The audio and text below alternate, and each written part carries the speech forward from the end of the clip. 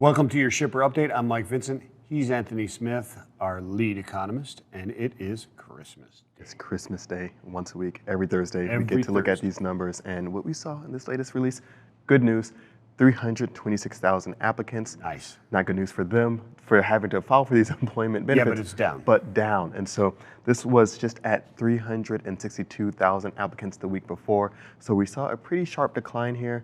This also comes after those federal extended enhanced benefits were phased out. So Right. this People may getting be back to work. people back to work. We're seeing COVID levels start to come down, Delta levels start to come down a little bit. So this is all good news for the workplace, for those shippers that are really looking to get ramped up or continue to ramp up for this busy holiday season. So Yeah. this is going to be one of the areas where we're looking upstream, downstream, all across the board to see how employment is really being impacted. And so this is Right. good news to see that there are more people getting back into the workplace. So Absolutely. Absolutely. And I know you don't just rely on one number. can't look at just one number. Can't just look at one number. So No. what we saw on the ADP employment update were that there were more applicants. I think there was well over 500,000 people now in filled positions for a payroll report. So those are two separate updates, Yeah. two separate reports. But as you said, we can't just look at just one.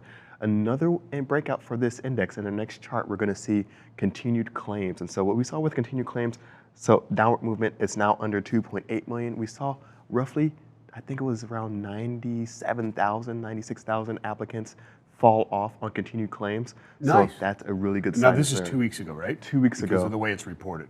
Exactly. So 2 weeks ago. So this is going to be good news as we look forward to the next week's release as we see this downward movement for this recent So do initial claims. the initial jobless claims indicate anything for these numbers here, or no? It would, if we see persistent downward movement there, it's eventually It going has to to lead be a into trend for it to see a pull in direction on here. I got For you. sure. But that leads into another great point. There's a 4-week moving average, which did tick up, which I think is a little bit expected after we saw 3 back-to-back weeks. Yeah, it's because of the previous 3 weeks. Yeah, Right? and so that was expected.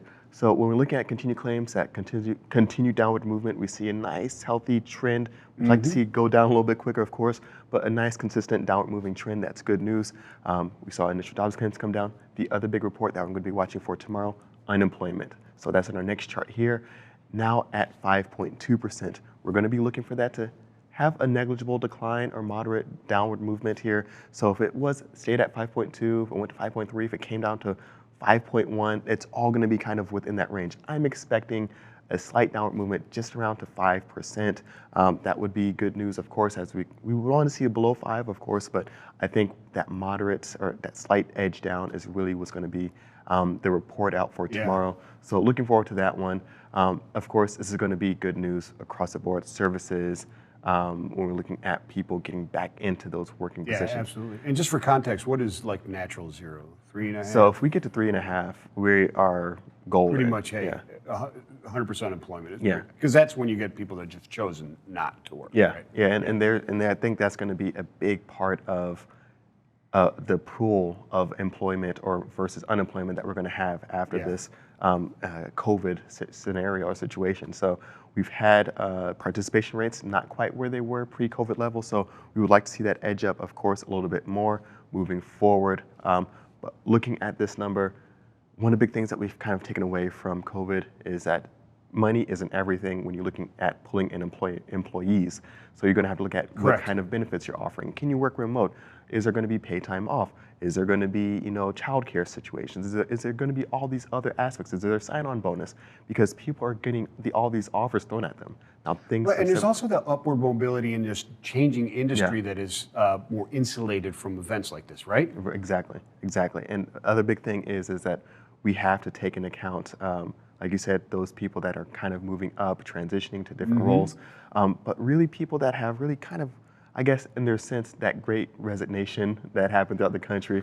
Now people are, like you said, either an upward move or maybe switching new industries path. altogether. Just Career looking at a path. totally different career path because of like insulation purposes, Yeah. right? There's got to be a certain amount of those people that are like, oh, I can't let this happen to me again, because I've seen it happen twice in the last year, right? Yeah. Come back and then laid off again, right? Exactly. So there's going to be a lot of trends that I think are going to be long-standing from this, but definitely interesting to watch these employment trends. These shippers are going to have, I think, their hands full with trying to get people in their facilities to be able to produce and make these goods. But good news right now for this report out.